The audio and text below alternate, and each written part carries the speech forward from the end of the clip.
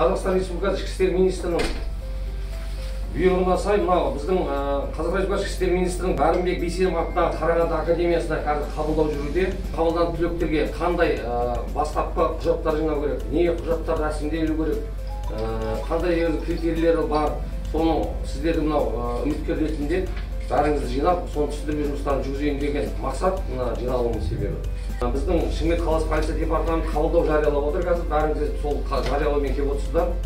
Оқуға үміткерлерді іріктеу, арнайы жолдама алу, құжаттар тізімін жинау, аймақтық әскери комиссиясынан өту, жеке басын және отбасын зерделеу арқылы жүзеге асырылады.